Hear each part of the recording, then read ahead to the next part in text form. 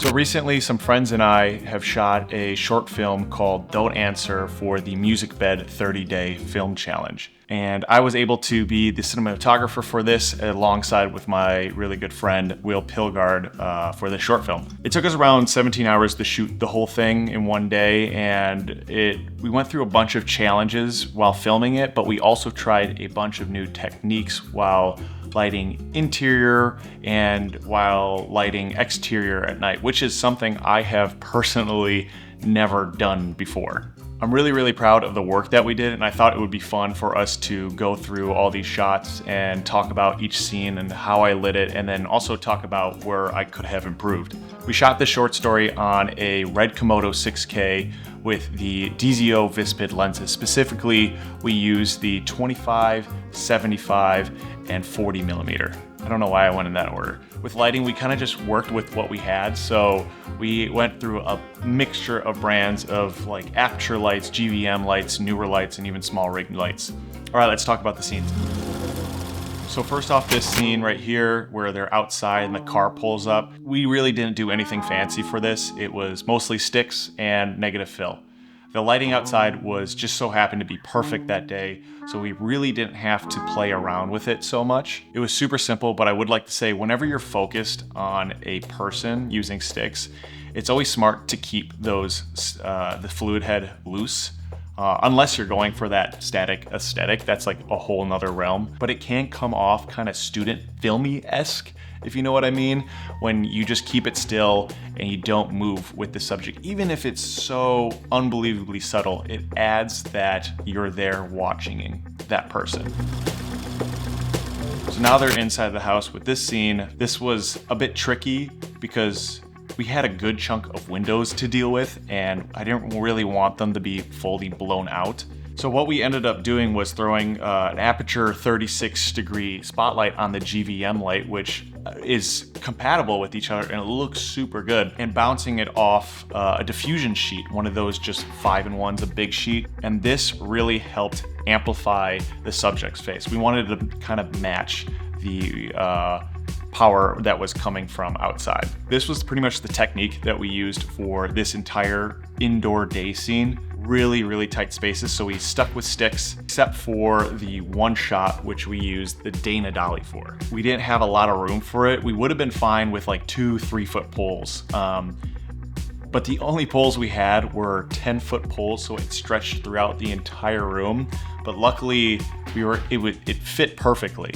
I don't know how, but it fit perfectly, even over the counter. Everything went perfectly smooth. But the Dana dolly let us do this shot specifically super easily. I was able to back up with the subject as he got closer and then move forward so I could focus on the other subject's face. But again, same lighting, just bouncing off a bounce with a spotlight. And then when the secondary character, the supporting character, came through the hallway, we had just a little SmallRig light with a SmallRig like little dome just to amplify the window that was behind him, because otherwise it was way too dark. I wasn't super happy with those final shots.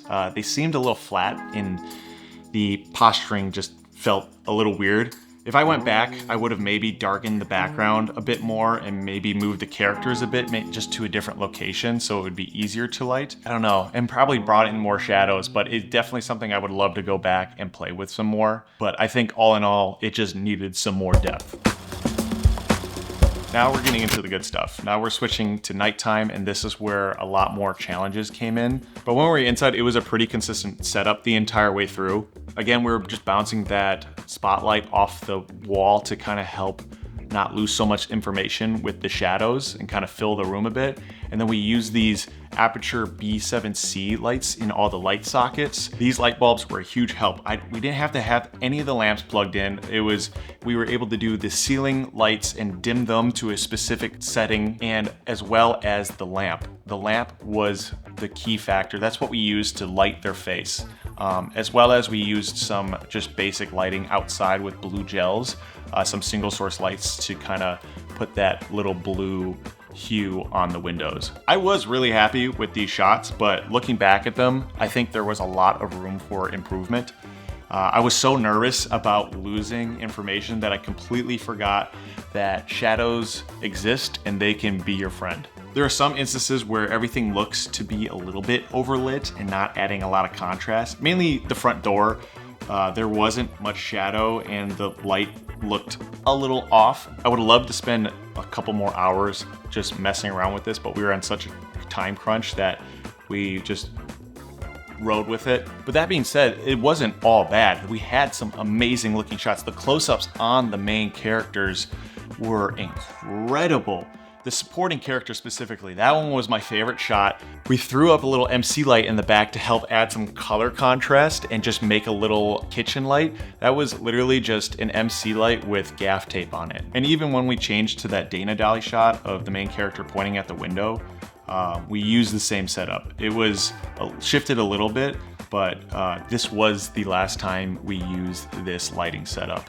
Now in this scene where the main character was running, we have him running from the front door to the window, back to the front door. In the edit, it was all chopped up, but we filmed this all in one take to help with time and keep the flow nicely. If we weren't trying to light outside while it was dark out, I would say this was the hardest shot of the entire short, but I was really happy with the lamps that were already in the living room. They had these lampshades that were super, I want to say like dense, so the light was very diffused and the light coming from the lamps were very nice looking, so we didn't have to mess with them at all. We just only had to amplify them. To motivate all these lights, we used a total of 3 different lights. We had the B7Cs in the front door and the lamp, and then a spotlight in the hallway, which you can see if it wasn't for the black bars while you were running, but that was to kind of just fill up the room and not lose any information. And as well as a 120D when we were next to the window to just kind of light the actor's face a bit. This took a few tries and I had to run with the actor trying to avoid tripping, getting lights into frame, which like I said, did end up happening, but we were able to hide it and record audio while the mic was attached because there wasn't much room for all of us to run. When I got to the window, there was a PA next to me with a negative fill trying to block it, and I was like squishing him a bit, and then we would just run back to the front door. Now to quickly move outside, this was the biggest challenge for us while filming. This scene took us a little bit.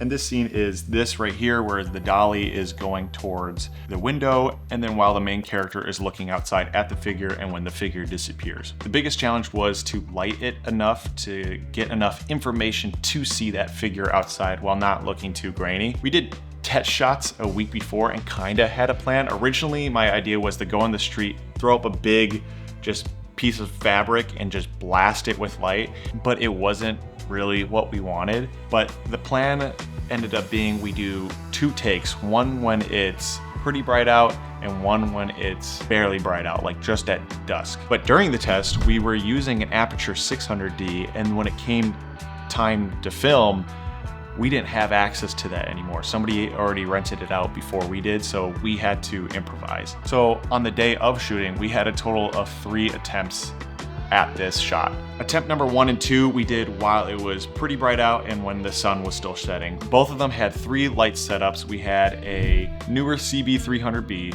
a GVM 300, and an Aperture 300D Mark II with a Fresnel attachment to it. The idea was to light the foreground, background, and middle ground, and in the end, after filming those 2, we weren't super happy, but we decided to move on and come back to it. During the dolly shot, I had the PAs and grips outside and we were talking via walkie while I was looking at the camera. And at first I was like, let's see how it looks without any lights. Nothing, right? And then I said, okay, you know what, set up a light just at the foreground area. That looks pretty good. It lit that grass right in front so you can at least see like it's some sort of a field. And I was like, okay, we're getting somewhere. Light the foreground, turn that on, that looked okay. Then I said, just turn them all on. We have them all out there, just turn them all on. Put another light all the way back there, turn it on. And we turned it on, and I was like, oh, we're so close. Turn off that middle ground light. And they turned it off. That was the GVM light, and then the newer 300B was in the back. I asked them to put the booster on, and it just blew up everything. It looked so good, and that's when we knew we had the shot. We were so happy. It was still really dark, but it was enough information to get what we needed and turned out way better than I was expecting.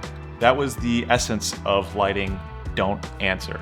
I'd love to hear what you would think about it, how you would light it differently, or if you have any tips or tricks, or if you even learned something during this conversation. If you want to keep up to date with me, all my socials are porker_13. Feel free to leave a comment. I'd love to respond to it. And we do have a Discord where you can go and talk about cameras. Thanks. Love you guys. Have a great one.